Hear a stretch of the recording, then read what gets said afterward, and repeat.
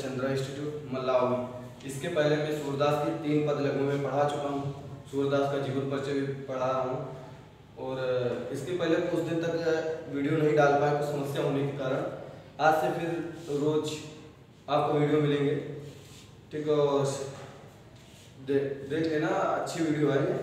और आपके पेपर में आने वाली इस बार यूपी बोर्ड में आया हुआ था इसी पार्ट से, ये तो शायद ये आया था या इसके बाद वाला आया था, दोनों में से कोई एक आया था। तो अब चलते हैं, देखते हैं, सूरदास के पद पढ़ते हैं।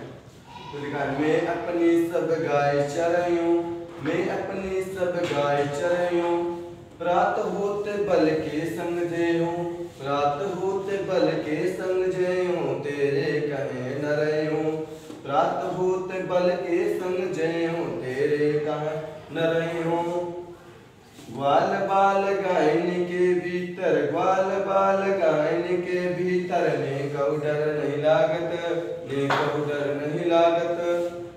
आज न सोवो नंद दुआए, आज न सोवो नंद दुआए, रहने रहोगे जागत, रहने रहोगे जागत। और ग्वाल बाल सब गाय चरयूं, और ग्वाल बाल सब गाय चरयूं, मैं घर बैठे रह्यूं, मैं घर बैठे रह्यूं। सूर श्याम तुम सोई रहो, सूर श्याम तुम सोई रहो, अब प्रात जान में देओ, अब प्रात जान में देओ। तो अब देखो, ये सूरदास जी की पंक्तियां हैं और पेपर में आने की संभावना है।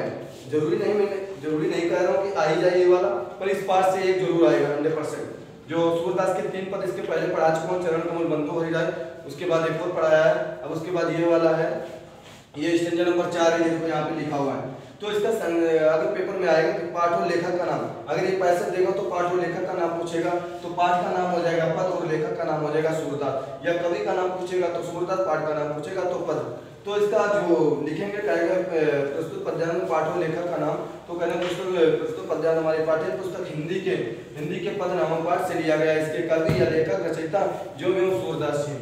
अब चलते हैं इनके अर्थ के बारे में बात करते हैं। अब लिखा है, मैं अपनी सब गाय चरयूं।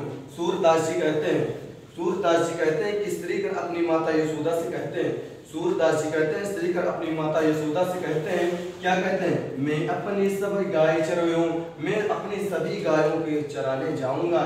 लिखा है, मैं अपनी सब गाय चरयूं। सूरदास जी कहते हैं स्त्रीगण अपनी माता यशोदा से कहते हैं, माता जी मैं अपनी सभी गायों को चराने के लिए जाऊंगा। प्रात होत बल के संग जेयूं, तेरे कहे न रह्यूं। प्रात होत मतलब सुबह होते हुए, प्रात होत सुबह होते हुए, बल के संग जेयूं, बलराम भैया के साथ जाऊंगा। प्रातः होते हुए मैं बलराम भैया के साथ जाऊंगा, तेरे कहे न रह्यूं, और तुम्हारे कहने पर मैं बिल्कुल भी नहीं रुकूंगा। माता जी जैसे ही सुबह होगी मैं बलराम भैया के साथ जाऊंगा, और तुम्हारे कहने पर मैं बिल्कुल भी नहीं रुकूंगा। ग्वाल बाल गायन के भीतर, ने कहु डर नहीं लागत। ग्वाल बाल गायन के भीतर, तो श्री कृष्ण बोलते हैं कि ग्वाल बाल और गायों के बीच में, ग्वाल बाल और गायों के बीच में मुझे बिल्कुल भी डर नहीं लगता। ग्वाल बाल और गायों के बीच में मुझे बिल्कुल भी डर नहीं लगता। आज न सोवो नंद दुआए, रहे रहोगे जागत। तो श्री कृष्ण अपनी माता से कहते हैं, आज न सोवो नंद दुआए, माता जी आज मैं रात भर नहीं सोऊंगा, आज न सोवो नंद दुआए, रहने रहोगे जागत। आज मैं सौगंध खाकर कहता हूँ, आज मैं रात भर नहीं सोऊंगा, रहने रहोगे जागत, और मैं रात भर जागता ही रहूंगा। अब क्या कहती है माता जी, और श्री कृष्ण जी कहते हैं, और ग्वाल सब गाय चरयूं, मैं घर बैठे रही हूँ।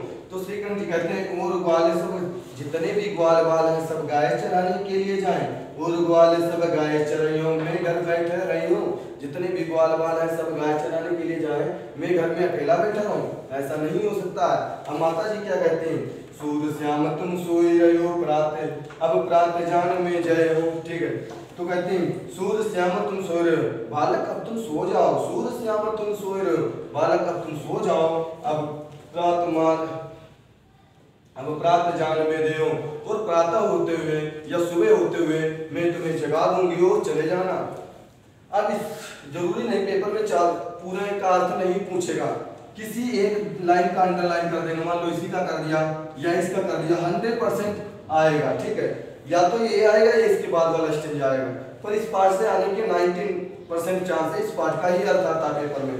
ये पाठ हुआ, इसके बाद वन पथ है और सवैया है दस्तखान जी का, और वन पथ जो है वो तुलसीदास जी का है, सूरदास का पद है। इन 3 चैप्टरों को पढ़ लो, 99.9 इन्हीं चैप्टरों से ही अर्थ आएगा पेपर में, जो भी क्वेश्चन फंसेंगे, और इन्हीं का जीवन परिचय आएगा। अगर सूरदास का पद आ गया तो सूरदास का जीवन परिचय नहीं, तुलसीदास का जीवन परिचय। अगर तुलसीदास का पद आ गया तो सूरदास का जीवन परिचय। ये तो चलता रहता है पेपर में, इस प्रकार आएगा। तो इनमें से किसी एक पंक्ति का अर्थ पूछ देगा और पूछेगा इन पंक्तियों में बताइए कौन सा अलंकार है। अब चलते हैं इधर अलंकार की बात कर लेते हैं। अब पूछेगा इन पंक्तियों में कौन सा अलंकार है, कौन सा छंद है, कौन सी भाषा और कौन सा रस। रस और अलंकार पूछता है, छंद और भाषा कभी कभी पूछ देता है कि ये पंक्तियां किस भाषा में लिखी गई। तो भाषा हमारे सूरदास है, सूरदास की भाषा हमारी ब्रज थी, तो इन पंक्तियों की भाषा जो होगी वो ब्रज भाषा हो जाएगी। अगर पेपर में आ जाए निम्न पंक्तियों का काव्य सौंदर्य लिखो, तो हम लिख देंगे अलंकार, छंद, भाषा और रस। तो अलंकार हमें पता चल गया अनुप्रास अलंकार है। अब कैसे इन पंक्तियों में देखना, जहां पर एक वर्ण की आवृत्ति बार बार होगी वहां पे अनुप्रास अलंकार होगा। तो अलंकार में यहाँ पे अनुप्रास अलंकार हो गया। अब छंद पूछते, इसमें कौन सा छंद है, गीत काव्य छंद है, गीत काव्य छंद है। और अगर इसमें रस पूछते कौन सा रस है, तो वात्सल्य रस है, वात्सल्य। वात्सल्य रस क्यों है, क्योंकि माता जी के प्रति बच्चे का प्रेम है।